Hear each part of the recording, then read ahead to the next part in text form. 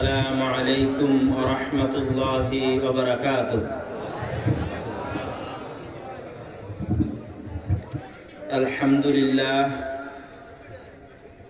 نحمده ونستعينه ونستغفره ونعوذ بالله من شرور أنفسنا ومن سيئات أعمالنا. من يهده الله فلا مضل له ومن يضلله فلا هادي له. وأشهد أن لا إله إلا الله وحده لا شريك له وأشهد أن محمدا عبده ورسوله. أما بعد. সম্মানিত উপস্থিতি, তোফাজ্জল হক মহিলা সালাফিয়া মাদ্রাসা কর্তৃক আয়োজিত আজকের এই 2 দিন ব্যাপী বিশাল ইসলামী অনুষ্ঠানে আমার আসলে উপস্থিত হওয়ার কথা ছিল না, এবং সেই কারণে পোস্টারে আপনারা হয়তো আমার নাম দেখেনও নি, এবং পোস্টারে আমার নাম ছাপানো অবস্থায় ছিলও না। বিশেষত এই বছর যেহেতু আমি মসজিদ ভিত্তিক দিন শিক্ষা, মক্তব কেন্দ্রিক দাওয়াতি সফর নিয়ে ব্যস্ত আছি এবং কাজ করছি, এবং আপনাদের অত্র অঞ্চলেও, যদিও চাঁপাইনবাবগঞ্জ জেলায় না হলেও আমি আড্ডা পর্যন্ত দাওয়াতি সফর করেছি। যারা হয়তো সেই দাওয়াতি সফরের সময় উপস্থিত ছিলেন তারা জানেন। তো এই দাওয়াতি সফর অব্যাহত রাখার লক্ষ্যে স্বাভাবিক যে প্রোগ্রাম বা জালসাগুলো আছে সেগুলো থেকে আমি নিজেকে দূরে রাখার চেষ্টা করেছি, এবং এখন পর্যন্ত দূরে রাখতে সক্ষম হয়েছি। এবং এটাকে আমার নিজের কাছে মনে হয় যে আমি আমার নাফসের বিরুদ্ধে যুদ্ধ করছি। নাফসের বিরুদ্ধে যুদ্ধ এই জন্য যে একটা প্রোগ্রামে গেলে আপনার পকেটে যে হাদিয়া বা যে টাকা আসে, এটা নাফসকে উদ্বুদ্ধ করে যে তুমি এরকম আরো 5টা বা আরো 10টা প্রোগ্রাম করো। কিন্তু যখন ফি সাবিলিল্লাহ দাওয়াতি সফর করা হয় তখন তো আর পকেটে কোনো টাকা আসে না, তখন শুধু ইমানি কারণে আল্লাহর সন্তুষ্টির জন্য দাওয়াতি সফর হয়, যেটা প্রায় এখন পর্যন্ত 130-এর অধিক মসজিদে আমি গত 2-3 মাসে সফর করেছি, আলহামদুলিল্লাহ। তো নাফসের বিরুদ্ধে লড়াই করে এখনো সেই দাওয়াতি কাজ আমরা অব্যাহত রেখেছি এবং রাখার চেষ্টা করবো ইনশাআল্লাহ। আজকের প্রোগ্রামে উপস্থিত হওয়া মূলত এটি একটি দ্বীনী প্রতিষ্ঠান।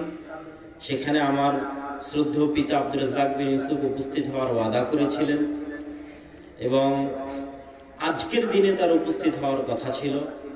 সেহেতু পরিবেশ রক্ষার খাতিরে, তার ওয়াদা রক্ষার খাতিরে আমি আজকে আপনাদের এই প্রোগ্রামে উপস্থিত হয়েছি।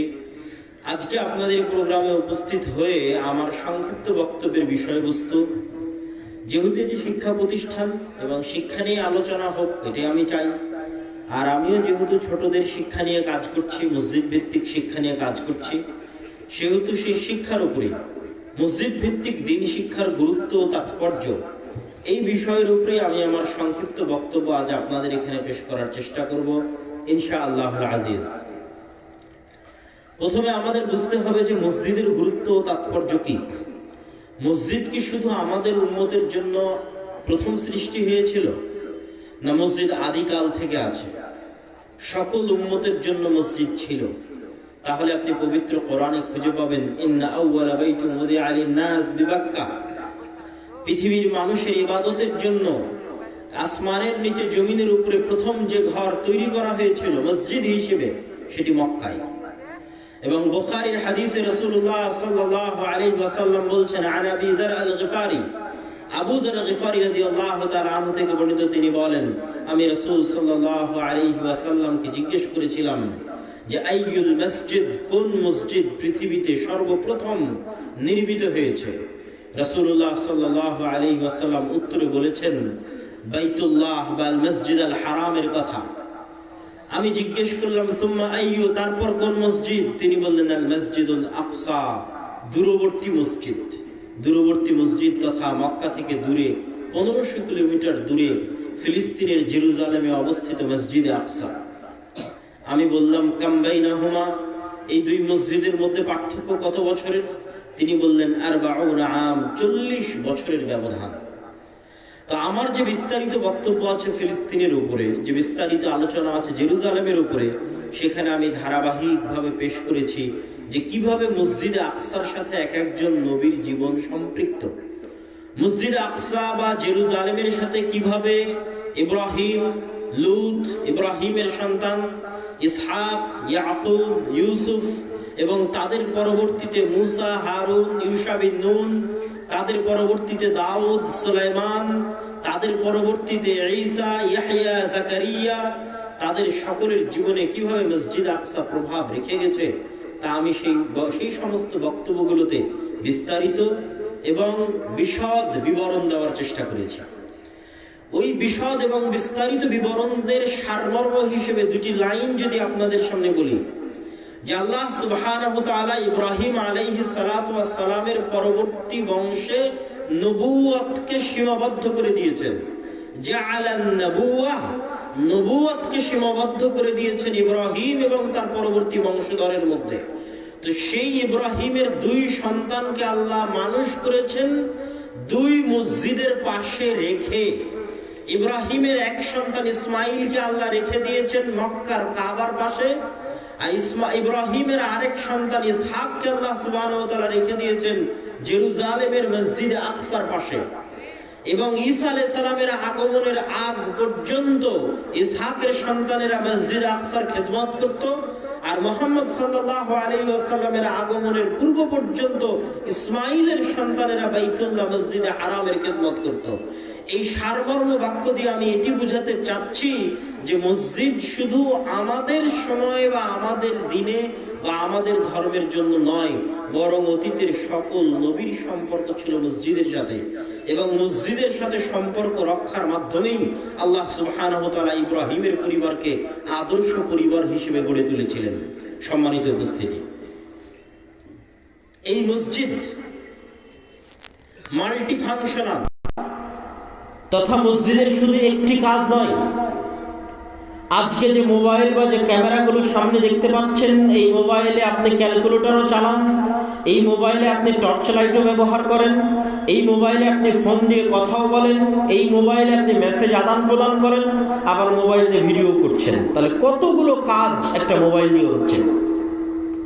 রাসূলুল্লাহ সাল্লাল্লাহু আলাইহি ওয়াসাল্লাম তার সমাজ ব্যবস্থায়, তার রাষ্ট্র ব্যবস্থায় মসজিদকে সেই জায়গায় নিয়ে গেছিলেন যে মসজিদের ফাংশন হবে মাল্টিফাংশনাল। অগণিত অসংখ্য কাজে মসজিদ তার ভূমিকা রাখবে। রাষ্ট্রীয় কাজে মসজিদ তার ভূমিকা রাখবে, সামাজিক কাজে মসজিদ তার ভূমিকা রাখবে, জ্ঞানের কাজে মসজিদ তার ভূমিকা রাখবে, ইবাদতের কাজে মসজিদ তার ভূমিকা রাখবে, সামাজিক রীতিনীতি, কৃষ্টি, কালচারের কাজে মসজিদ তার ভূমিকা রাখবে। মসজিদকে তিনি নিয়ে গেছেন মাল্টিফাংশনাল। একটা মসজিদে শুধু একটি কাজ হবে না, বরং মসজিদকে কেন্দ্র করে সমাজ ঘুরতে থাকবে। সমাজের সকল কাজ ওই মসজিদকে কেন্দ্র করে এবং মসজিদের ইমামকে কেন্দ্র করে আবদ্ধ হতে থাকবে। দুঃখজনক হলেও সত্য, আপনারা বিশ্বাস করেন আর নাই করেন, ইহুদিরা আল্লাহ সুবহানাহু ওয়া তাআলা তাদের এই বিষয়ের নিন্দা করেছে, কিন্তু নিন্দা করলেও ওটার সামান্য এবং অল্প বা ইনসাফের অংশটা কল্যাণকর। আল্লাহ কি নিন্দা করেছে কোরআনে ইহুদিদের? আল্লাহ নিন্দা করেছে যে ইত্তাখাযু আহবারাহুম ওয়া রুহবানাহুম আরবাবাম মিন দুনিল্লাহ, যে ইহুদিরা তাদের আলেম, তাদের রাবাই, তাদের পাদ্রীদেরকে আল্লাহ বানিয়ে নিয়েছে। আল্লাহ কোরআনে বলছেন ইহুদিরা তাদের রাবাই, তাদের পাদ্রী, তাদের আলেমদেরকে তাদের আল্লাহ রব বানিয়ে নিয়েছে।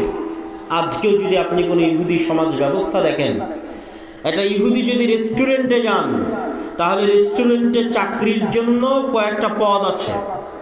যেমন রেস্টুরেন্টের ওয়েটারের একটা পদ আছে, রেস্টুরেন্টের হিসাব রক্ষকের একটা পদ আছে, রেস্টুরেন্টে থালি বাসন মাজবে তার একটা পদ আছে, রেস্টুরেন্টে রান্না করবে বাবুর্চি তার একটা পদ আছে। এখন আপনি যদি ইহুদি রেস্টুরেন্টে যান তাহলে নতুন আর একটা পদ পাবেন, সেটা হচ্ছে প্রত্যেক ইহুদি রেস্টুরেন্টে একজন আলেম থাকবে, ইহুদিদের আলেম। ওই ইহুদির আলেমের হাত দিয়ে প্রথম চুলাটা জ্বলবে, ওই ইহুদি আলেমের হাত দিয়ে জবাই হবে, ওই ইহুদি আলেমের হাত দিয়ে রান্নার স্টার্টিংটা হবে। আমি তাদের সমাজ ব্যবস্থার কথা বলছি। কিন্তু তারা এই জিনিসটাকে তথা তাদের নিজস্ব আলেম রাবাই এবং পাদ্রীদেরকে কোথায় নিয়ে গেছে? যেটা আল্লাহ নিন্দা করছেন যে তারা রব বানিয়ে নিয়েছে। তারা এমন পর্যায়ে নিয়ে গেছে যে আলেম যদি আল্লাহর করা কোনো হারামকে হালাল করে দেয়, আলেম যদি আল্লাহর করা কোনো হালালকে হারাম করে দেয়, তাহলে ইহুদিরা সেটাই মেনে নেয়, আল্লাহর বিধানকে মানে না। যেমন আল্লাহ তার সকল আসমানি কিতাবে জেনাকে হারাম করেছেন, অবৈধ সম্পর্ককে, ব্যভিচারকে হারাম করেছেন। এখন কোনো ইহুদি মেয়ে যদি রাবাইর কাছে অনুমতি প্রার্থনা করে, পাদ্রীর কাছে অনুমতি প্রার্থনা করে যে ইসরায়েলের স্বার্থে গোয়েন্দাগিরি করার জন্য আমাকে উমুকের বিছানায় যাওয়া লাগবে, আমার কি কোনো গুনাহ হবে? তাহলে ইহুদি আলেম বলে দিবে, না তোমার কোনো গুনাহ হবে না, তুমি যাও, এটা তোমার জন্য হালাল। বলেন নাউজুবিল্লাহ। তখন তারা মনে করে নিবে এটা হালাল। এটাই আল্লাহ বলেছে ইত্তাখাযু আহবারাহুম ওয়া রুহবানাহুম আরবাবাম মিন দুনিল্লাহ। যে ইহুদিরা শিরিক করে, শিরিকটা কোথায় করে? তারা তাদের আলেমকে, পাদ্রীকে, রাবাইকে আল্লাহর জায়গায় বসিয়ে দিয়েছে। আল্লাহর হারামকে তারা হালাল করে, হালালকে তারা হারাম করে, এবং সেটাই তারা মেনে নেয়। তাকলিদ, এক কথায় অন্ধ তাকলিদ। কিন্তু আমি বলছি ওটার একটা ইনসাফ আছে, তথা আলেম ওলামাকে মান্য করার, শ্রদ্ধা সম্মান করার একটা ইনসাফ আছে। তো তাদের সমাজ ব্যবস্থা এখনো এইভাবে ঘুরপাক খাচ্ছে, আর আমরা সেই জায়গায় ধর্ম নিরপেক্ষতার নামে ধর্মহীনতাকে আধুনিকতা বানিয়েছি। কথাটা আমারও বুঝেন। আমরা মুসলমানেরা ধর্ম নিরপেক্ষতার নামে ধর্মহীনতাকে আধুনিকতা বানিয়েছি। আমার মুখে দাড়ি না থাকলে আমি নিজেকে স্মার্ট মনে করি, আমার মেয়ে পর্দা না করলে আমি সেটাকে স্মার্ট মনে করি।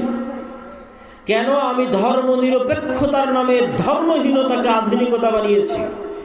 আর ইহুদিরা আরো শক্ত করে, আরো কঠোরভাবে, আরো শক্ত করে তাদের দিনকে শক্ত করে আঁকড়ে ধরেছে। জাল, জয়ীফ, মিথ্যা, ভুয়া যেটাই থাকুক, ওইটাকে আরো শক্ত করে আঁকড়ে ধরেছে। কিন্তু জ্ঞান গবেষণায় সবার উপরে চলে গেছে।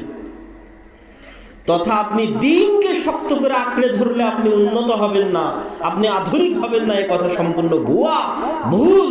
তার জ্বলন্ত প্রমাণ হচ্ছে আজকের ইহুদিরা। তারা তাদের দিনের বিষয়ে কোনো কম্প্রোমাইজ নাই। মুসলমানদের চেয়ে বেশি লম্বা দাড়ি তাদের আছে, শতকরা তারাই বেশি দাড়ি রাখে। আপনি খোঁজ নিয়ে দেখবেন, যদি ইউরোপ আমেরিকায় কোনো আপনার আত্মীয় স্বজন থেকে থাকে, কোনো ইহুদির সাথে তাদের সাক্ষাৎ হয়ে থাকে, যে তাহলে ইহুদিরা দাড়ি রাখে কিনা এবং শতকরা কত পার্সেন্ট ইহুদি দাড়ি রাখে, সেটা তাকে জানতে বলবেন, সম্মানিত উপস্থিতি।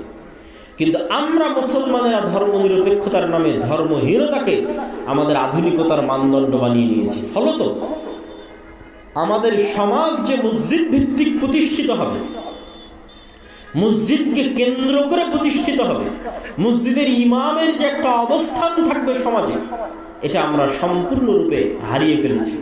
ফলত আল্লাহ সুবহানাহু ওয়া তাআলা পৃথিবীতে আমাদেরকে নিচে নামিয়ে দিয়েছেন। আমাদের মান, সম্মান, ইজ্জত, মর্যাদা আল্লাহ সুবহানাহু ওয়া তাআলা কমিয়ে দিয়েছেন। সম্মানিত উপস্থিতি, বলছিলাম মসজিদের কথা। তো মসজিদ হচ্ছে মাল্টি ফাংশনাল।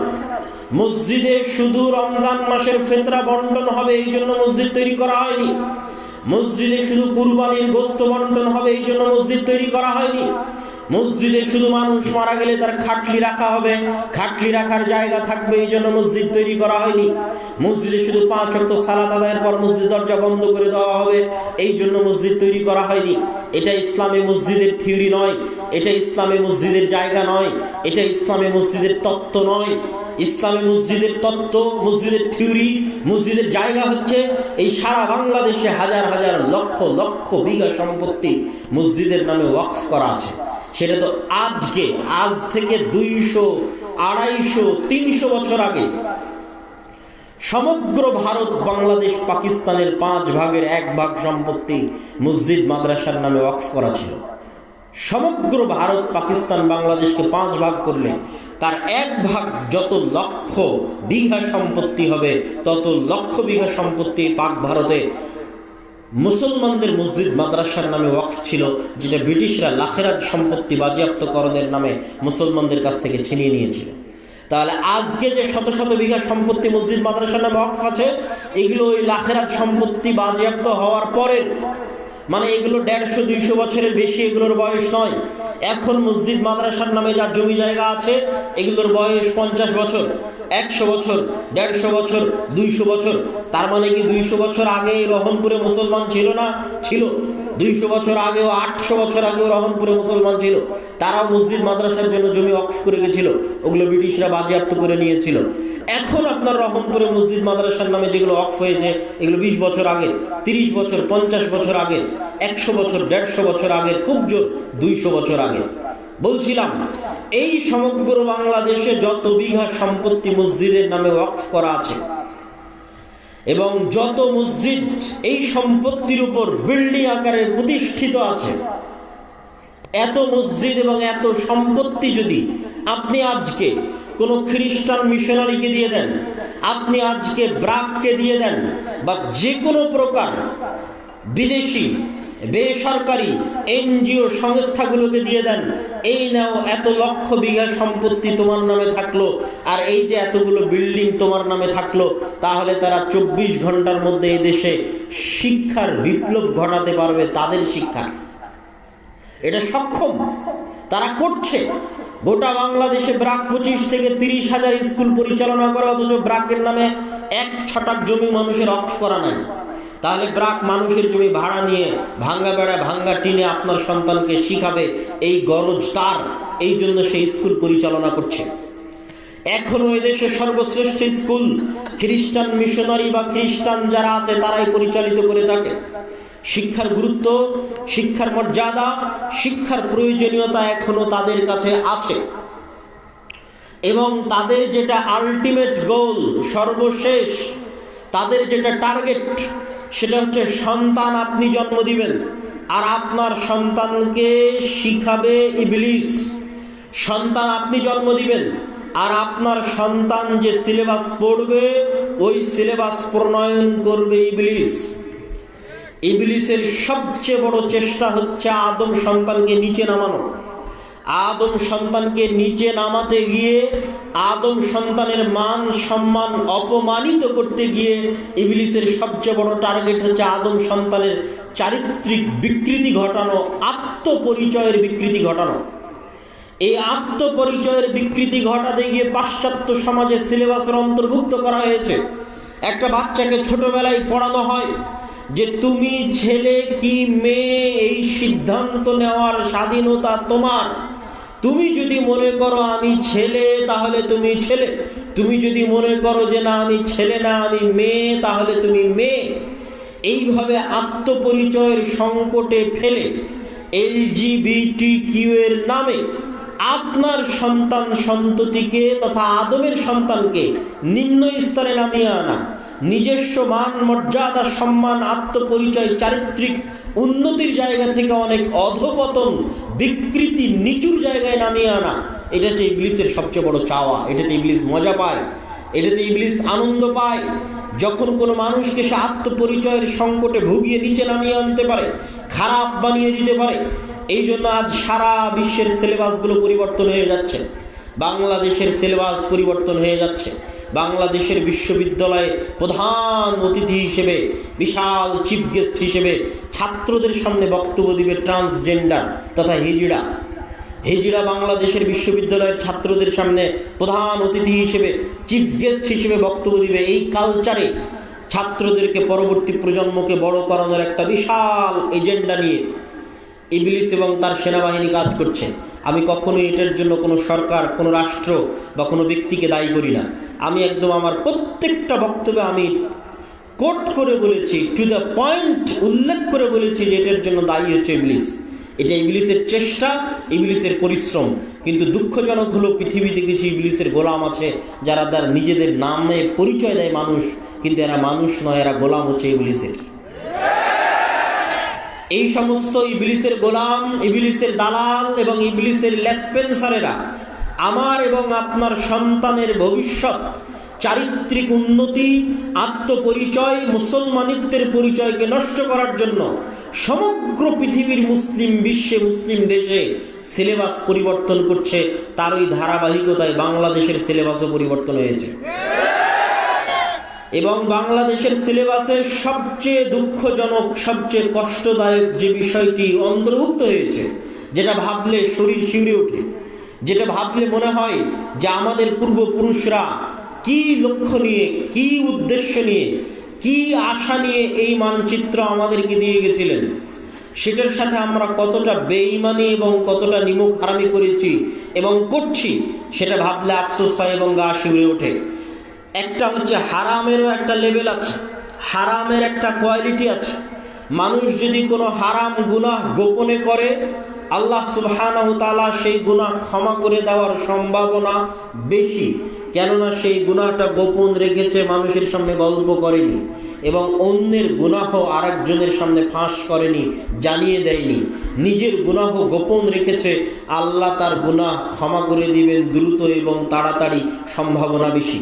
কিন্তু মানুষ যদি গুনাহ প্রকাশ্যে করে, আলানিয়াহ করে, এবং শুধু প্রকাশ্যে নয়, সেই গুনাহকে যদি মানুষ সিলেবাসের অন্তর্ভুক্ত বানিয়ে দেয় যে প্রত্যেক মুসলমানের সন্তানকে স্কুলে ভর্তি হওয়া মানেই তাকে নাচ শিখতে হবে, প্রত্যেক মুসলমানের সন্তান স্কুলে ভর্তি হওয়া মানেই তাকে গান শিখতে হবে, এই যে একটা গুনাহকে সমাজের এমন একটা লেভেলে নিয়ে যাওয়া, যে একটা সিলেবাসের অন্তর্ভুক্ত করে দেওয়া প্রকাশ্যে আলানিয়া, এটা আল্লাহ সুবহানাহু ওয়া তাআলার গজব আসার কারণ এবং মাধ্যম হয়ে যেতে পারে। সম্মানিত উপস্থিতি, এইরকম এক ভয়ঙ্কর এবং ভয়াবহ পরিস্থিতিতে, এরকম এক ভয়ানক পরিস্থিতিতে আপনি আপনার সন্তানদের ভবিষ্যৎ বাঁচাবেন কিভাবে? আপনাদের ভবিষ্যৎ প্রজন্ম বাঁচাবেন কিভাবে? আপনাদের মনে রাখতে হবে, আমাদের আদি পুরুষ, আমাদের বাপ দাদা যারা চলে গেছেন আজ থেকে 100 বছর আগে, 150 বছর আগে, ব্রিটিশরা যখন এদেশের শিক্ষা ব্যবস্থা তাদের হাতে নিয়ে নিয়েছিল, তখন তারা আমাদের পরবর্তী প্রজন্মকে রক্ষার জন্য মক্তব গড়ে তুলেছিলেন, মসজিদগুলোকে দুর্গ হিসেবে কাজে লাগিয়েছিলেন, যে ব্রিটিশদের শিক্ষা ব্যবস্থায় আমাদের সন্তানেরা পড়ার আগে, ব্রিটিশদের শিক্ষা ব্যবস্থায়, ব্রিটিশদের সিলেবাসে আমাদের সন্তানেরা মানুষ হওয়ার আগে মসজিদে তারা আমাদের দ্বীন শিখে যাবে। এই লক্ষ্য, এই টার্গেট নিয়ে তারা মসজিদে মসজিদে বক্তব্য প্রতিষ্ঠা করেছিলেন ব্রিটিশ আমলে। আজ আবার সেই দিন ফিরে এসেছে, আজ আবার সেই যুগ ফিরে এসেছে। আজ যদি আপনারা মসজিদে মসজিদে বক্তব্য প্রতিষ্ঠা না করেন, প্রত্যেক মুসলমানের সন্তানের মৌলিক দ্বীন শিক্ষার ব্যবস্থা নিশ্চিত না করেন, আমি মনে করি এটা এখন ফরজ। এটা হচ্ছে মাসলিহাতান নাস, উম্মাহ মুসলিমার মাসলিহার জন্য, স্বার্থ রক্ষার জন্য প্রত্যেক মসজিদ কমিটির উপর ফরজ, প্রত্যেক এলাকার মানুষের উপর ফরজ যে তারা নিজ নিজ মসজিদে মক্তব শিক্ষা ব্যবস্থাকে চাঙ্গা করবে, শক্তিশালী করবে। কেমন শক্তিশালী করবে, কেমন চাঙ্গা করবে? যেমন তার মসজিদের অবকাঠামো শক্তিশালী আছে, তার চেয়ে বেশি শক্তিশালী করবে তার মসজিদের দ্বীন শিক্ষার ব্যবস্থাকে। আমি 130টা মসজিদ সফর করে এমনও মসজিদ দেখেছি যেই মসজিদে এসি আছে, যেই মসজিদে টাইলস আছে, যেই মসজিদে ছাদ ঢালাই দেওয়া আছে, মসজিদে ফ্যান আছে, লাইট আছে, কিন্তু মসজিদে মুসলমানের সন্তানের দ্বীন শিক্ষার, কোরআন শিক্ষার ন্যূনতম ব্যবস্থা নাই। তখন আফসোসে, কষ্টে, দুঃখে আমি তাদেরকে বলতে বাধ্য হয়েছি যে আপনাদের এই মসজিদে মক্তব চালু করা, কোরআন শিক্ষার ব্যবস্থা করা এতখানি ফরজ। যদি আপনাদের অর্থের সংকট হয়, টাকার সংকট হয়, তাহলে মসজিদের এসি খুলে বাজারে বিক্রি করে মক্তব চালু করেন। যদি আপনার মসজিদে টাকার সংকট হয়, অর্থের সংকট হয়, তাহলে মসজিদের টাইলসগুলো খুলে বাজারে বিক্রি করে মসজিদে দ্বীন শিক্ষার ব্যবস্থা করেন। মসজিদের ফ্যান লাইট খুলে বাজারে বিক্রি করে মসজিদে দ্বীন শিক্ষার ব্যবস্থা করেন।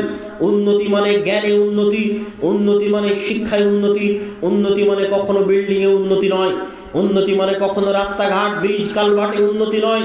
যদি রাস্তাঘাট ব্রিজ কালভার্টে উন্নতি হতো, তাহলে আজকে দুবাই পৃথিবী শাসন করত, তাহলে আজকে সৌদি পৃথিবী শাসন করত। কিন্তু দুবাই সৌদি পৃথিবী শাসন করে না, পৃথিবী শাসন করে আমেরিকা এবং ইউরোপ। কেন?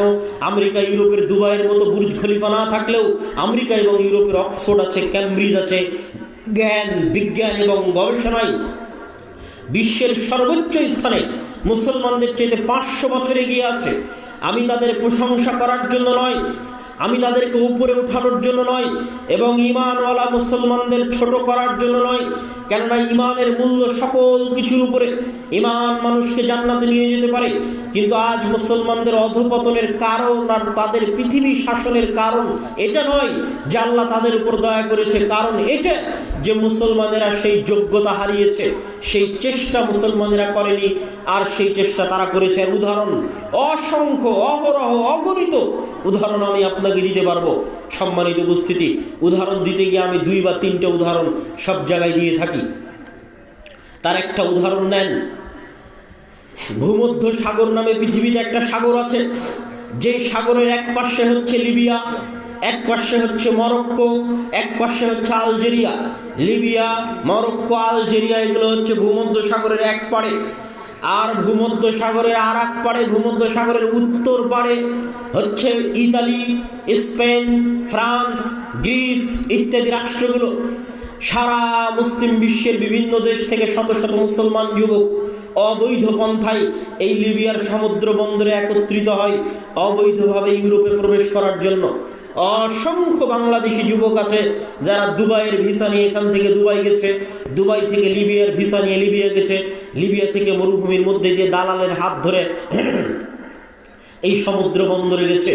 ওই সমুদ্র বন্দর থেকে রাতের অন্ধকারে রাত 12টার সময় একটা নৌকা ছাড়ে প্রত্যেক দিন, প্রতিনিয়ত, যে নৌকাগুলো বাতাস দিয়ে ফুলানো থাকে। রোহিঙ্গারা তাও কাঠের নৌকায় এসেছিল, বাতাস দিয়ে ফুলানো ওই নৌকায় 300-400 জন আরোহী আরোহণ করে। এই 300-400 জন আরোহীর 300-400 জনই মুসলমান। সারা বিশ্বের মুসলমানদের করুণ চিত্র এই একটা ছবিতে, একটা পিকচারে আপনি দেখতে পাবেন। সবই মুসলমান। তাদের জীবনের টার্গেট এখন দুটাই, হয় এই নৌকা ভূমধ্য সাগরে ডুবে তারা মারা যাবে, মৃত্যুবরণ করবে, আর না হয় ইতালি, ফ্রান্স, স্পেন, জার্মানির কোনো কোস্টগার্ড, কোন সীমান্তরক্ষী, সমুদ্ররক্ষী বাহিনী তাদেরকে আশ্রয় দিবে, শরণার্থী হিসেবে আশ্রয় দিবে। শরণার্থী হিসেবে আশ্রয় দেওয়ার পর অবৈধভাবে তাদের যাত্রা শুরু হওয়ার পর তারপরে একটা সময় গিয়ে তারা পাসপোর্ট, বৈধ লিগ্যাল ডকুমেন্টের তারা অধিকারী হবে, এবং তারা ওই ইউরোপ এবং আমেরিকার দেশে গিয়ে হয় ট্যাক্সি ড্রাইভার, না হয় দোকানদার, না হয় রেস্টুরেন্টের ওয়েটার, আর না হয় কেয়ার হোমের জব। এই সমস্ত কার্যক্রমে, এই সমস্ত চাকরিতে তারা যুক্ত হবে। আমি কখনোই আমার ওই সমস্ত ভাইকে আমি ছোট করে কথা বলছি না, বা মধ্যপ্রাচ্যের দেশে আমাদের যে সমস্ত ভাইরা লেবারি করে তাদেরকে ছোট করে কথা বলছি না। আমাদের এই ভাগ্যের জন্য আমরাই দায়ী, কেননা আমরা কোনোদিন পড়াশোনা এবং শিক্ষার গুরুত্ব দেইনি। যারা বৈধ পন্থাতেও যাচ্ছে এই সমস্ত দেশ থেকে, তাদেরও টার্গেট থাকে না যে তারা বৈধ পন্থায় গিয়ে বিশ্ববিদ্যালয়ের টিচার হবে, ইউরোপ আমেরিকায় গিয়ে বিশ্ববিদ্যালয়ের টিচার হবে, মেডিকেলের প্রফেসর হবে, বা বিজ্ঞান গবেষণা ইনস্টিটিউটে গবেষক হবে, এরকম টার্গেট থাকে না। তাদেরও টার্গেট থাকে তারা কোনো মতে ইউরোপ আমেরিকায় গেলে হয় রেস্টুরেন্টের ওয়েটার হবে, না হলে ট্যাক্সি ড্রাইভার হবে, না হলে কেয়ার হোমের জব করবে। এই তাদের লক্ষ্য উদ্দেশ্য। কেন? তাদের শিক্ষাগত যোগ্যতা নাই, তাদেরকে শিক্ষাগত যোগ্যতা দেওয়া হয়নি। আর কেনই বা রাষ্ট্র, কেনই বা সরকার তাদেরকে শিক্ষা দিবে? কেন সরকার চাইবে না তাদেরকে শিক্ষা দিতে? তারও কারণ আপনাকে বলে দিচ্ছি। শিক্ষা মানুষকে আত্মমর্যাদা দেয়, শিক্ষা মানুষকে আত্মসম্মান দেয়। যখন মানুষ আত্মমর্যাদা এবং আত্মসম্মান পায়, তখন মানুষ আর গোলামি করে না, তখন মানুষ 10 টাকা 5 টাকার সামনে বিক্রি হয় না। কিন্তু যখন মানুষের কাছে শিক্ষা থাকে না, যখন মানুষ মদখোর হয়, জুয়াখোর হয়, গাঞ্জাখোর হয়, তখন তাকে 5টা টাকা দিয়ে বলতে পারবেন ওকে মেরে দাও, 5টা টাকা দিয়ে বলতে পারবেন অমুক গাড়িতে আগুন দাও, 5টা টাকা দিয়ে বলতে পারবেন অমুক বাসে আগুন দাও, তখন সে বিক্রি হয়ে যাবে। সম্মানিত উপস্থিতি, আর ক্ষমতা ধরে রাখার জন্য, ক্ষমতা টিকিয়ে রাখার জন্য আমার এরকম 5টা 10টা মদখোর, গুন্ডা, জুয়াখোর, গাঞ্জাখোর দরকার, শিক্ষিত লোকের দরকার নেই। তাহলে যেহেতু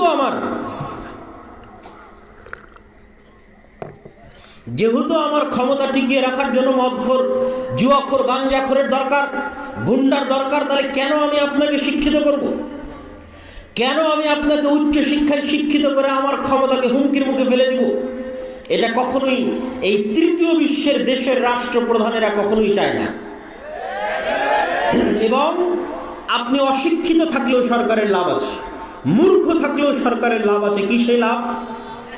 বাংলাদেশে গার্মেন্টস আছে কি জন্য? আপনি অল্প পরিশ্রমের বিনিময়ে কাজ করেন, অল্প বেতনে কাজ করেন, এই জন্য বাংলাদেশে গার্মেন্টস টিকে আছে। কেন অল্প বেতনে কাজ করেন? ওই লেভেলের শিক্ষা আপনার নাই, এই জন্য আপনি অল্প বেতনে কাজ করেন। আপনি মধ্যপ্রাচ্যের লেবারির চাকরি কেন পাচ্ছেন? আপনি যত অল্প বেতনে মধ্যপ্রাচ্যে ঝাড়ু দিয়ে দেন, রাস্তা পরিষ্কার করে দেন, পৃথিবীর আর কোনো জাতি অত অল্প বেতনে কাজ করে না, এই জন্য আপনি মধ্যপ্রাচ্যের ভিসা পাচ্ছেন। তাহলে আপনি অশিক্ষিত হলেও, মূর্খ হলেও বিদেশে গিয়ে আপনি দেশের জন্য রেমিটেন্স পাঠাচ্ছেন, গার্মেন্টসে চাকরি করে আপনি দেশের জন্য রেমিটেন্স আনছেন, তাহলে আপনাকে শিক্ষিত করে আমার লাভ কি? একে তো আপনাকে মূর্খ রাখায়, অশিক্ষিত রাখায়, আপনাকে আমি টাকার বিনিময়ে ক্রয় করে নিতে পারছি, আর দ্বিতীয়ত আপনার মাধ্যমে আমার দেশে রেমিটেন্সও আসতেছে। সম্মানিত উপস্থিতি, কি বলছিলাম সারা বিশ্ব মুসলমানদের শিক্ষার ভয়াবহ অবস্থার কথা। ইউরোপ আমেরিকার অবস্থা তুলে ধরলাম, বাংলাদেশের মুসলমানদের অবস্থা তুলে ধরলাম। ভারতের এমনও স্টেট আছে, এমনও জেলা আছে, এমনও থানা আছে, যেখানে যদি আপনি ওই থানায়, ওই জেলায়, ওই স্টেটে, ওই আদালতে হওয়া মামলার জরিপ করেন, পরিসংখ্যান করেন যে এই আদালতে চুরির মামলা, ডাকাতির মামলা, মদ জুয়ার মামলা কত পার্সেন্ট হয়েছে, তাহলে দেখবেন 100টা মামলার 80টা মামলা মুসলমানদের নামে। এটা মিথ্যা মামলা নয়। মিথ্যা মামলা তখনই যখন জঙ্গিবাদের নামে গ্রেফতার করবে, কিন্তু 100টার 80টাই দেখবেন চুরি, ডাকাতি, জুয়া, রাহাজানি, মদ ইত্যাদির মামলায় গ্রেফতার হয়ে আছে মুসলমানেরা, মামলা হয়ে আছে মুসলমানদের নামে। মানে একটা জাতির 80 ভাগ মানুষ, 60 ভাগ মানুষ যদি জুয়া, মদ ইত্যাদির সাথে জড়িত হয়ে যায়, তাহলে সেই জাতির ভবিষ্যৎ কি হবে? আপনি আরব বিশ্বের মুসলমানদের অবস্থা দেখেন, মধ্যপ্রাচ্যের মুসলমানদের অবস্থা দেখেন। আল্লাহ সুবহানাহু ওয়া তাআলা তাদেরকে অঢেল সম্পদ দিয়েছে, অঢেল টাকা পয়সা দিয়েছে। পাশেই ফিলিস্তিনে প্রতিদিন লক্ষ লক্ষ, হাজার হাজার মুসলিম মা এবং বোনকে হত্যা করা হচ্ছে। সেখানে পাশেই মধ্যপ্রাচ্যের দেশগুলো ফুটবল বিশ্বকাপ আয়োজনের প্রস্তুতি নিচ্ছে, গান বাজনা আয়োজনের প্রস্তুতি নিচ্ছে, বিনোদনের প্রস্তুতি নিচ্ছে, পর্যটনের প্রস্তুতি নিচ্ছে। তাদের লক্ষ থেকে কোটি টাকা তারা বিনোদন এবং পর্যটনের জন্য ব্যয় করে দিচ্ছে। এই হচ্ছে সারা বিশ্বের মুসলমানদের অবস্থা। আপনি আপনার মসজিদের, এলাকার মসজিদে চলে আসেন। আপনার এলাকার মসজিদে, ওই যে শুরু করেছিলাম এলাকার মসজিদ দিয়ে, টাইলস আছে, এসি আছে, সবই আছে, কিন্তু মসজিদে দ্বীন শিক্ষার ব্যবস্থা নাই। আপনাদের উদ্দেশ্যে একটা প্রশ্ন করতে চাই, মসজিদের এলাকার আশেপাশের পুরো গ্রাম যদি মদখোর, জুয়াখোরে পরিপূর্ণ হয়ে যায়, তাহলে স্বর্ণের মসজিদ দিয়ে আপনি কি করবেন বলেন? স্বর্ণের মসজিদ দিয়ে আপনার কি কাজ? আর যদি মসজিদই না থাকে, ওই মসজিদের টাইলস, এসি, লাইট, ফ্যান বাজারে বিক্রি করে দিয়ে অত্র অঞ্চলের মুসলমানের সন্তানের যদি শিক্ষার ব্যবস্থা করেন, দ্বীন শিক্ষার ব্যবস্থা করেন, মসজিদ লাগবে না, মানুষ খোলা মাঠে সালাত আদায় করবে। জুইলাত লিয়াল আরদু মাসজিদা, আমার জন্য পুরো পৃথিবীকে মসজিদ বানিয়ে দেওয়া হয়েছে। সম্মানিত উপস্থিতি, এই জন্য মসজিদ ভিত্তিক দ্বীন শিক্ষার গুরুত্ব আমি আপনাকে আরো এক ধাপ এগিয়ে বলি। ইউরোপিয়ান এবং আমেরিকানরা কিভাবে চিন্তা করে, তাদের চিন্তাটা আপনার সাথে শেয়ার করি। যে আপনি যদি আজকে আপনার মসজিদের কমিটির সদস্য করে দেন 5 জন ইউরোপিয়ানকে, 5 জন আমেরিকানকে, তাহলে তারা কি করবে? তারা আপনার মসজিদের প্রথম মিটিংয়ে যদি দেখে যে আপনার মসজিদের ফান্ডে টাকা আছে 10 টাকা, তাহলে 10 টাকার 5 টাকা আগে শিক্ষায় ব্যয় করবে। 10 টাকার 5 টাকা আগে কোথায় ব্যয় করবে? শিক্ষায় ব্যয় করবে। এই একটা জিনিস তারা খুব ভালো বোঝে, একটা জিনিস তারা তাদের রক্তের সাথে মিশে গেছে। আপনি বাসে উঠলে দেখবেন মানুষ বই পড়তেছে, ট্রেনে উঠলে দেখবেন মানুষ বই পড়তেছে, পার্কে গেলে দেখবেন মানুষ বই পড়ছে, অথচ সে অমুসলিম, অথচ সে মুমিন নয়, তার অন্তরে ঈমান নাই, তার গায়ে কাপড় নাই, সে বেপর্দা অবস্থায় আছে, কিন্তু তার হাতে বই আছে। আর পুরো বাংলাদেশ ঘুরেন, আপনি কোথায় দেখবেন যে বই আছে? চলমান যে সিলেবাস, এই সিলেবাসে তো বইকে আরো বাদ দেওয়া হয়েছে। সম্পূর্ণ 10, 15, 20 বছর পর যেন আর বাংলাদেশে এই চলমান যে সিলেবাস ছিল, এই সিলেবাসে যে কয়েকটা ডাক্তার অন্তত তৈরি হতো, যে কয়েকটা ইঞ্জিনিয়ার অন্তত তৈরি হতো, যে কয়েকটা বিজ্ঞ বিজ্ঞানী অন্তত তৈরি হতো, যে কয়েকটা ভালো শিক্ষক, প্রফেসর, ডক্টরেট ডিগ্রিধারী গবেষক অন্তত তৈরি হতো, আজ থেকে 10, 15, 20 বছর পর যেন আর ডাক্তারও তৈরি না হয়, আর ইঞ্জিনিয়ারও তৈরি না হয়, আর এরকম গবেষক, শিক্ষক, প্রফেসরও তৈরি না হয়, তার ব্যবস্থা হয়ে গেছে। তখন আর বিদেশে যাওয়া লাগবে না চিকিৎসা করতে। দেখবেন বাংলাদেশের সব মেডিকেলে চাকরি করছে বিদেশিরা। দেশের ডাক্তারই নাই তো কি করবে? তখন ওই যেমন পদ্মা সেতুতে আমাদের ইঞ্জিনিয়ার নাই, সব লেবার আমরা, তো দেখবেন সব মেডিকেল ক্লিনিকের আমাদের ডাক্তার নাই। আমরা তখন আপনাদের এই রহনপুরের মানুষ তখন ওই মেডিকেল ক্লিনিকের পরিচ্ছন্ন কর্মী, আর ডাক্তারগুলো সব বিদেশ থেকে আসছে। সব বিশ্ববিদ্যালয়ের টিচারগুলো দেখবেন বিদেশ থেকে আসছে, যে দেশের টাকা সব বিদেশে পাচার। তো 10, 15, 20 বছর পরে এই যে চলমান যে সিলেবাস, এই সিলেবাস চলতে থাকলে আর ওইভাবে আমাদের যতটুকু অন্তত শিক্ষার জায়গা ছিল, উন্নয়নের জায়গা ছিল, সেটিও আমরা হারিয়ে ফেলবো। সম্মানিত উপস্থিতি, বলছিলাম আমরা তো আর সামগ্রিক পরিবর্তনটা করতে পারবো না দেশে, সেই সক্ষমতা, সেই সাধ্য আল্লাহ সুবহানাহু ওয়া তাআলা আমাদের দেয়নি। কিন্তু আমরা আমাদের জায়গা থেকে দিনের লেভেলটা অন্তত আমাদের সন্তানকে দিতে পারবো। এই জন্য আপনাদের সংকল্প হতে হবে, দৃঢ় সংকল্প হতে হবে, একজন মুসলমানের সন্তানও যেন এই বছর থেকে, আগামী বছর থেকে, জানুয়ারি থেকে স্কুলের বারান্দায় ততক্ষণ পর্যন্ত পা দিবে না যতক্ষণ না তার মসজিদে বক্তব্যের সিলেবাস কমপ্লিট না করেছে। এই সংকল্প, এই দৃঢ় চেতনা আপনাকে এখান থেকে নিয়ে বিদায় নিতে হবে। দেশকে স্বাধীন রাখার জন্য আপনাদের বাপদাদারা ব্রিটিশ আমলে এই চিন্তা তাদের মাথায় এসেছিল, তারা মসজিদকে কাজে লাগিয়ে আমাদের দিনকে, আমাদের ধর্মকে সুরক্ষিত করেছে। আজ স্কুলের সিলেবাস যেই জায়গায় গেছে, আপনার সন্তানের দিন এবং পরবর্তী ভবিষ্যৎ প্রজন্মকে বাঁচাতে, দেশকে বাঁচাতে, দেশের ভবিষ্যৎ জাতিকে বাঁচাতে মসজিদ ভিত্তিক দিন শিক্ষার বিকল্প নাই। আর মসজিদ ভিত্তিক দিন শিক্ষার লক্ষ্যে যদি শুধু আপনি মসজিদে কোরআন শিক্ষা দেন তাহলে হবে না। মসজিদে কোরআন শিক্ষার পাশাপাশি মৌলিক দিন শিক্ষার ব্যবস্থা রাখতে হবে। আমি আমার বক্তব্য আপনাদেরকে আরো কিছুক্ষণ বক্তব্য দীর্ঘায়িত হবে, আপনারা এলোমেলো বা উঠে যাওয়ার চেষ্টা করবেন না। তবে বক্তব্যের এই পর্যায়ে আমি একটু আহ্বান জানাবো, যারা স্বেচ্ছাসেবক আছে তারা যদি অত্র প্রতিষ্ঠানের সহযোগিতার জন্য, অত্র প্রতিষ্ঠানের দানের জন্য, আপনারা যারা এখন উপস্থিত জনগণ আছেন তাদেরকে আমি উদাত্ত আহ্বান জানাবো, বক্তব্যের মধ্যে একটু বিরতি দিয়ে আমার বক্তব্য কন্টিনিউ করতে থাকবো ইনশাল্লাহ। অত্র প্রতিষ্ঠানকে সহযোগিতা করার লক্ষ্যে অত্র বিশাল ইসলামী সম্মেলন, সকল বক্তাকে ঢাকা থেকে আনতে হয়েছে। আমরা তো প্রোগ্রাম আয়োজন করি, আমরা বুঝি আসলে একটা প্রোগ্রাম আয়োজন করতে কেমন খরচ, আর কেমনই বা কষ্ট, আর কেমনই বা টেনশন। তা আজকে এখানে যতগুলো বক্তা এখানে যাদেরকে নাম দেওয়া আছে, প্রায় সবাইকে ঢাকা থেকে আনতে হয়েছে, মানে সবাইকে বিমানের টিকিট দিতে হয়েছে। সবাইকে বিমানের টিকিট দিতে হয়েছে মানে অনেক অর্থের ব্যাপার। তারপরে খাওয়া দাওয়া, যাতায়াত, প্যান্ডেল সব মিলিয়ে যেখানে অত্র অনুষ্ঠান থেকে কিছু উঠিয়ে প্রতিষ্ঠান চালানো হবে, আমার মনে হয় না সেটা সম্ভব হবে। তো তারপরেও যদি আপনাদের পক্ষে সম্ভব হয়, অত্র প্রতিষ্ঠানকে সহযোগিতা করার লক্ষ্যে আপনারা আপনাদের সহযোগিতার হাত বাড়িয়ে দিবেন। আমি স্বেচ্ছাসেবকদের ভিতরে যাওয়ার অনুরোধ জানাচ্ছি, জানিয়ে আমি আমার বক্তব্য সামনে আগাচ্ছি। আমার বক্তব্যের এই পর্যায়ের অংশ হচ্ছে মসজিদ ভিত্তিক দিন শিক্ষা মানে শুধু কোরআন নয়। শুধু কোরআন শিখিয়ে আপনি আপনার বাচ্চাকে পরিপূর্ণ দিন শিখাতে পারবেন না। পুরো বক্তব্যের একটা প্যাকেজ সিলেবাস থাকতে হবে, যে প্যাকেজ সিলেবাসের মধ্যে আপনার সন্তান কোরআনও শিখবে, আপনার সন্তান দ্বীনের মৌলিক জ্ঞানও শিখবে। এবং আলহামদুলিল্লাহ আমরা জামিয়া সালাফিয়ার পক্ষ থেকে, দাওয়া ইলাল্লাহর পক্ষ থেকে বক্তব্যের জন্য প্রাথমিক সিলেবাস আমরা আপনাদের সামনে নিয়ে এসেছি, যার উপর আমাদের শিক্ষক ট্রেনিংও শুরু হচ্ছে আগামী 16 ডিসেম্বর থেকে। এই দুটো বই আমি আপনাদের দেখিয়ে বলতে চাই। একটি হচ্ছে উসমানী কায়দা।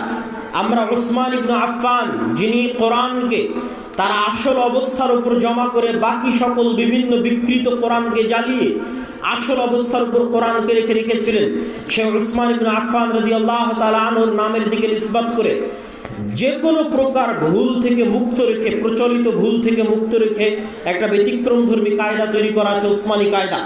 এই কায়দা আপনারা যদি অ্যাপসেও যান তাহলে দাওয়া ইলাল্লাহর অ্যাপসে গেলে এই কায়দার উচ্চারণও আপনারা পাবেন। আর এই কায়দার উপর ট্রেনিংও হবে আগামী 16 তারিখ থেকে, বিভিন্ন বক্তব্যের শিক্ষক মণ্ডলীর ট্রেনিং হবে। আর মৌলিক দিন শিক্ষার জন্য আদর্শ শিক্ষা নামে একটি বই আছে। এই দুটি বই আপনারা আমাদের স্টলে পাবেন, সামনে হাতের ডানে। সম্মানিত উপস্থিতি, বলছিলাম আপনাদেরকে আমি বক্তব্য সামনের দিকে এগিয়ে নিয়ে যাওয়ার জন্য বলতে চাচ্ছি, মসজিদ ভিত্তিক দ্বীন শিক্ষা, মসজিদ ভিত্তিক কোরআন শিক্ষার সবচেয়ে বড় শত্রু কে বলেন তো? একটু জোরে বলেন তো কে? ইবলিস। মসজিদ ভিত্তিক দ্বীন শিক্ষা, মসজিদ ভিত্তিক কোরআন শিক্ষার সবচেয়ে বড় শত্রু হচ্ছে ইবলিস। কেন আমি ইবলিসকে বললাম সবচেয়ে বড় শত্রু, তার দলিল এবার আপনাদের সামনে পেশ করি। আল্লাহ সুবহানাহু ওয়া তাআলা পবিত্র কোরআন মাজিদে বলছেন, আউযু বিল্লাহি মিনাশ শাইতানির রাজীম ফাস্তাইয তোমরা পরিত্রাণ প্রার্থনা করো আল্লাহ সুবহানাহু ওয়া তাআলার নিকটে। কি থেকে পরিত্রাণ চাইবে? মিনাশ শাইতানির রাজীম, বিতাড়িত শয়তান থেকে। লক্ষণীয় হচ্ছে আল্লাহ সুবহানাহু ওয়া তাআলা এবং তার রাসূল অন্য সকল কাজে বিসমিল্লাহ দিয়ে শুরু করার আদেশ দিয়েছেন। সকল কল্যাণকর কাজ বিসমিল্লাহ দিয়ে শুরু করার আদেশ দেওয়া হয়েছে, কিন্তু কোরআন শুরু করতে বলা হয়েছে কি দিয়ে? শয়তান থেকে পরিত্রাণ চেয়ে কোরআন শুরু করতে বলা হয়েছে। আপনারা আজকে যারা এখানে যতজন উপস্থিত হয়েছেন, যতদূর পর্যন্ত মাইকের আওয়াজ যাচ্ছে, যত মা বোন রাস্তাঘাটে চলাচল করছেন, সকলের উদ্দেশ্যে জিজ্ঞেস করতে চাই, সর্বশেষ কতদিন থেকে আপনি কোরআন পড়েননি? সর্বশেষ কতদিন যাবত আপনি কোরআন হাতে নিয়ে দেখেননি? ইসআলু আনফুসাকুম, নিজেকে জিজ্ঞেস করে দেখেন। আর প্রশ্ন করেন, যতদিন থেকে আপনি কোরআন হাতে নিয়ে দেখেননি, পড়ে দেখেননি, ততদিন থেকে শয়তান আপনাকে কোরআন হাতে নিতে দেয়নি। আপনার বাড়িতে যতদিন থেকে কোরআন তেলাওয়াত হয় না, লাস্ট যতদিন থেকে আপনার বাড়িতে কোরআন তেলাওয়াত হয় না, ততদিন থেকে ওই বাড়িতে শয়তান কোরআন তেলাওয়াত করতে দেয়নি। কোরআনের সবচেয়ে বড় শত্রু হচ্ছে শয়তান। আর শয়তান কোনো কাল্পনিক চরিত্র নয়, শয়তান একটা বাস্তব চরিত্র। আমাদের সবচেয়ে বড় ভুল হচ্ছে আমরা মনে করি ভূত একটা অদৃশ্য বস্তু, সেই অদৃশ্য বস্তুতে আমরা তখনই বিশ্বাস করি যখন অসুখ হয়। রহনপুর চাঁপাইনবাবগঞ্জের মানুষের অসুখ হলে ভূতে ধরে, আর সেই ভূতের চিকিৎসার জন্য চলে যায় কবিরাজের কাছে। আর আমি আজকে আপনাকে বলে যাচ্ছি, আমাদের 24 ঘন্টা আমাদেরকে ভূতে ধরে আছে। আল্লাহ নিজে কোরআন মাজিদে বলছেন, আল্লাহ রাসূল হাদিসে বলছেন, 24 ঘন্টা আমাদেরকে ভূতে ধরে আছে। ভূত মানে যদি জিন হয়, জিনের একটা অংশ যদি শয়তান হয়, আল্লাহর বাণী যদি সত্য হয়, আল্লাহর রাসূলের বাণী যদি সত্য হয়, তাহলে 24 ঘন্টা আমাদেরকে শয়তান আমাদেরকে প্ররোচনা দিচ্ছে। আর শয়তানকে আল্লাহ এমন ক্ষমতা দিয়েছে, এমন পাওয়ারফুল শক্তিশালী ক্ষমতা দিয়েছে। আল্লাহ সুবহানাহু ওয়া তাআলা কোরআন মাজিদে বলছেন, ইউসবিসু ফি সুদুরিন নাস, শয়তান সরাসরি মানুষের অন্তরে মেসেজ দিতে পারে। এই মোবাইল আমার যতই উন্নত হোক, এই মোবাইলে বাটন চাপলে আপনার অন্তরে মেসেজ যাবে না। গেলে এত কিলোমিটার পথ আমাদেরকে সফর করে আসা লাগতো না, এত কিলোমিটার পথ সফর করে এসে মুখে চিল্লিয়ে বলে আপনার কান দিয়ে ঢুকাতে হচ্ছে। মানে দুনিয়াতে এরকম কোনো যন্ত্র আবিষ্কার হয়নি যেটা মুখ দিয়ে বলা বাদে, চোখ দিয়ে পড়া বাদে, কান দিয়ে শোনা বাদে সরাসরি অন্তরে ইনস্টল করা যাবে। এরকম কিছু আবিষ্কার হয়েছে? এরকম কিছু আবিষ্কার হয়নি, কিন্তু এই প্রযুক্তি আল্লাহ শয়তানকে দিয়ে দিয়েছে। শয়তানের ক্ষেত্রে আল্লাহ বলেছে, ইউসবিসু ফি সুদুরিন নাস, সরাসরি মানুষের অন্তরে মেসেজ দিতে পারে শয়তান। এই জন্য মানুষ ধোঁকায় পড়ে যায়, কোনটা তার নিজের ইচ্ছা আর কোনটা শয়তানের প্ররোচনা মানুষ জানে না। মানুষ অন্ধকারে আছে, মানুষ পথ ভ্রষ্টতার মধ্যে আছে। এই জন্য মানুষকে অন্ধকার থেকে বাঁচাতে আল্লাহ কোরআন পাঠিয়েছে। আল্লাহ সুবহানাহু ওয়া তাআলা পবিত্র কোরআন মাজিদে বলছেন, فَإِمَّا يَأْتِيَنَّكُم مِّنِّي هُدًى فَمَن تَبِعَ هُدَايَ فَلَا خَوْفٌ عَلَيْهِمْ وَلَا هُمْ يَحْزَنُونَ। এবং আর এক আয়াতে, এরই পূর্বের আয়াতে আল্লাহ সুবহানাহু ওয়া তাআলা বলে দিয়েছেন, কুল নাহবিতু মিনহা জামিআ, আজকে তোমরা এখান থেকে সবাই নেমে যাও, তোমরা একজন আরেকজনের শত্রু। আল্লাহ ইবলিসকে এবং আদমকে পরস্পরের শত্রু বানিয়ে দিয়েছেন। পরস্পরের শত্রু কেমন বানিয়েছেন? যেমন খেলা, যেমন ক্রিকেট খেলায় একজন আরেকজনের প্রতিযোগিতা, ফুটবলে একজন আরেকজনের প্রতিযোগিতা, অনলাইন ভিডিও গেমের মধ্যে এনিমি আছে, শত্রু আছে। যারা যুবক এখানে বসে আছে তারা জানে যে হিরোকে যদি জিততে হয় তাহলে অনলাইনে যে এনিমি আছে, শত্রু আছে, তাকে মারতে হবে, আঘাত করতে হবে। তো ঠিক এই পুরো পৃথিবীটাকে আল্লাহ একটা সফটওয়্যারের মতো, একটা অ্যাপসের মতো ডেভেলপ করেছেন। এর মধ্যে আল্লাহ আমাদের শত্রু বানিয়ে দিয়েছে ইবলিসকে। আর ইবলিসকে আল্লাহ দিয়ে দিয়েছেন অ্যাটাকিং পাওয়ার, আক্রমণ করার ক্ষমতা। কত শক্তিশালী আক্রমণ করার ক্ষমতা যে ডাইরেক্ট অন্তরে মেসেজ দিতে পারবে। মানুষ গোলক ধাঁধায়, মানুষ জানেই না কোনটা তার ইচ্ছার, কোনটা শয়তানের প্ররোচনা। দ্বিতীয় আর একটা আক্রমণাত্মক ক্ষমতা আল্লাহ ইবলিসকে দিয়েছে। রাসূল সাল্লাল্লাহু আলাইহি ওয়াসাল্লাম বলেছেন, ইয়াজরি মাজরাদ দাম, ইবলিস শয়তান এবং তার বাহিনী মানুষের রক্তকণিকার মধ্যে প্রবাহিত হতে পারে, মানুষের রগে রগে রক্তের মধ্যে প্রবাহিত হতে পারে, চলতে পারে শয়তান। এই ক্ষমতা আল্লাহ শয়তান এবং তার বাহিনীকে দিয়ে দিয়েছে। আরো একটা ভয়ঙ্কর কথা রাসূল সাল্লাল্লাহু আলাইহি ওয়াসাল্লাম বলে দিয়েছেন, যেমন কোন আদম সন্তান নাই যার দুইজন বন্ধু নাই, কারিনুম মিনাল মালায়েকা ওয়া কারিনুম মিনাশ শয়তান, একটা শয়তান বন্ধু একটা ফেরেশতা বন্ধু। তাহলে 24 ঘন্টা আমাদেরকে শয়তান ঘিরে আছে। এই 24 ঘন্টা শয়তান আমাদেরকে প্ররোচনা দিচ্ছে জাহান্নামে নিয়ে যাওয়ার জন্য।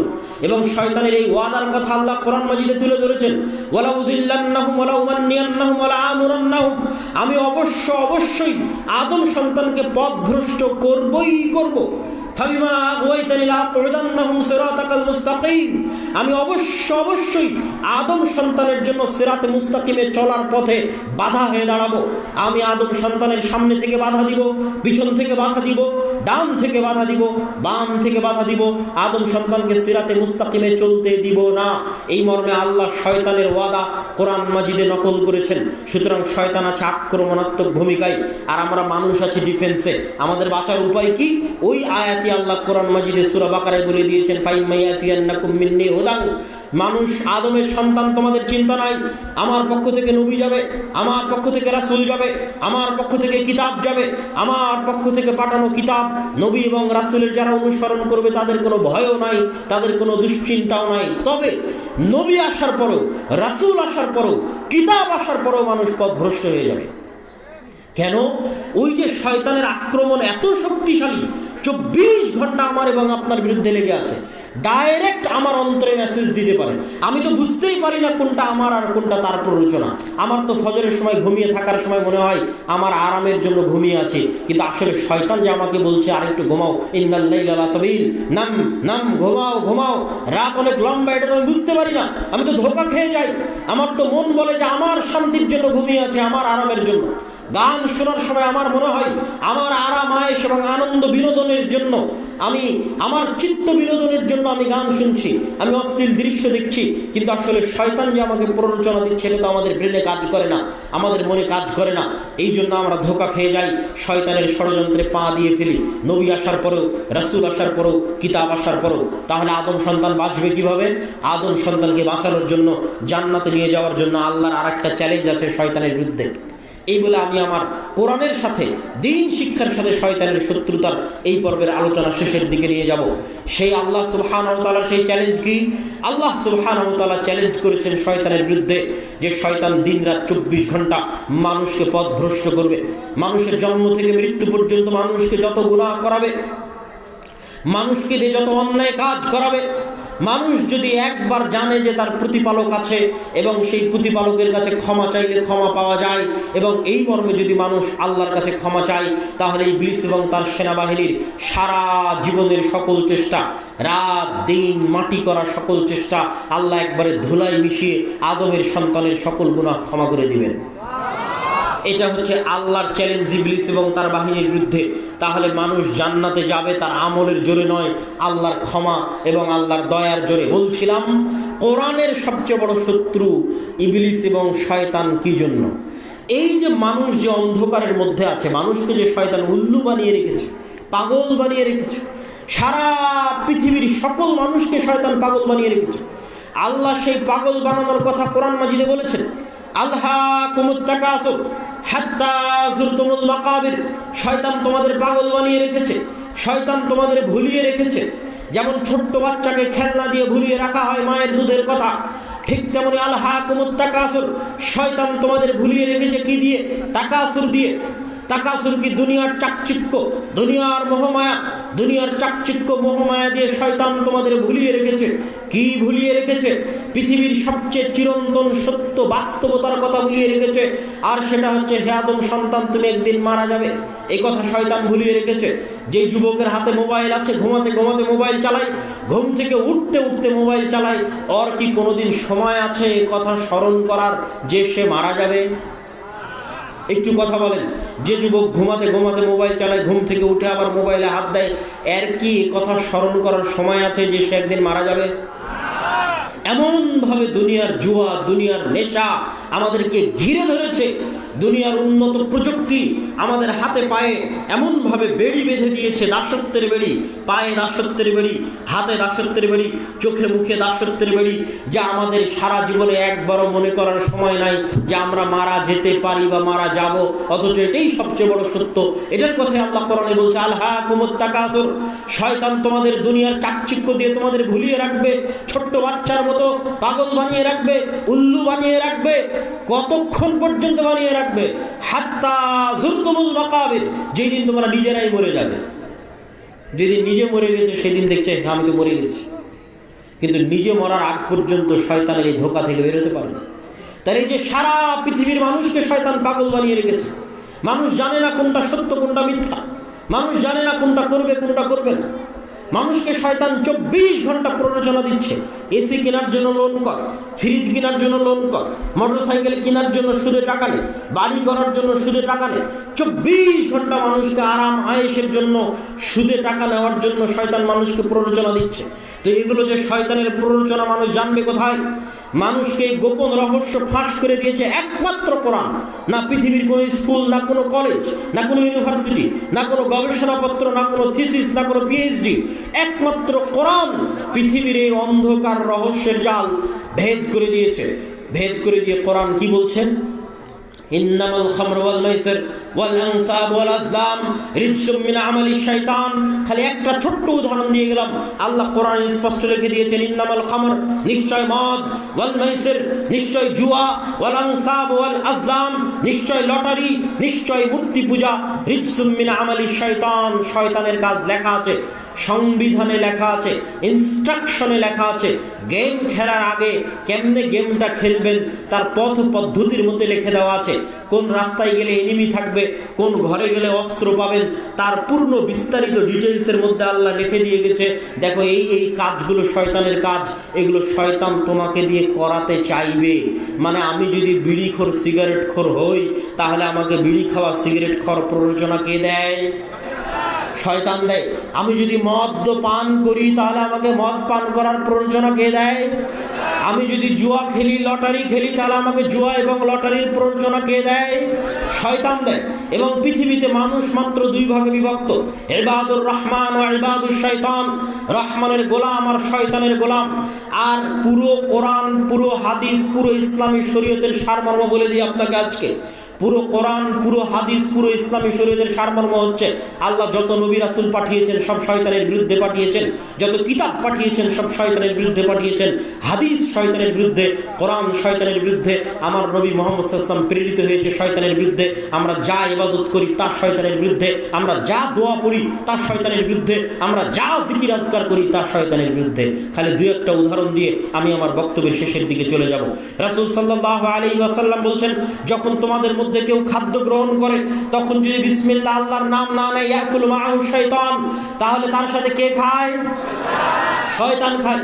যখন তোমাদের কেউ বাড়িতে প্রবেশ করে এবং আসসালামু আলাইকুম আল্লাহর নাম না নিয়ে সালামু আলাইকুম না বলে, সালাম আল্লাহর নাম না বলে, তখন শয়তান চিৎকার করে বলে, হাযা মাবিতুকুম, এই বাড়ি তোমাদের থাকার জায়গা, ওয়া আশাউকুম, তোমাদের আড্ডা দেওয়ার জায়গা।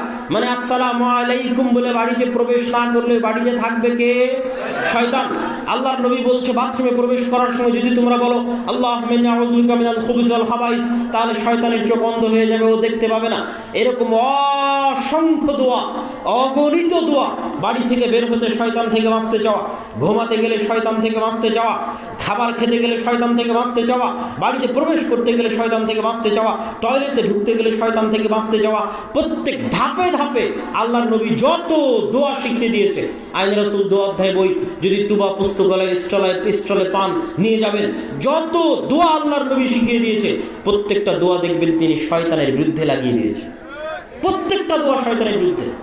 আপনি পুরো কোরআন পড়ে পৃষ্ঠার পর পৃষ্ঠা উল্টাতে থাকবেন আর দেখবেন আল্লাহ ধাপে ধাপে পদে পদে শয়তানের কথা বলছে আর বলছে, ইন্নাশ শাইতানা লাকুম আদুউম মুবিন, নিশ্চয় শয়তান তোমাদের প্রকাশ্য শত্রু।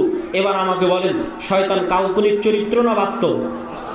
খালি কি অসুখ হলে ভূতে ধরে? না 24 ঘন্টা ভূত লেগে আছে? 24 ঘন্টা। 24 ঘন্টা মানুষের পিছনে শয়তান লেগে আছে এবং আমাদেরকে পথভ্রষ্ট করে জাহান্নামে নিয়ে যাওয়ার চেষ্টা করছে। এটা হচ্ছে এই পৃথিবীর গেম। এই পৃথিবীর এই গেমে যদি আমরা জিততে চাই তাহলে শয়তানের বিরুদ্ধে এই লড়াই আমাদের জিততে হবে। আর শয়তানের বিরুদ্ধে এই লড়াইয়ে জিততে হলে কোরআন ছাড়া, কোরআন বুঝা ছাড়া, কোরআন পড়া ছাড়া, কোরআন শিখা ছাড়া এবং মসজিদ ভিত্তিক দ্বীন শিক্ষা বাস্তবায়ন করা ছাড়া আর দ্বিতীয় কোনো রাস্তা নাই।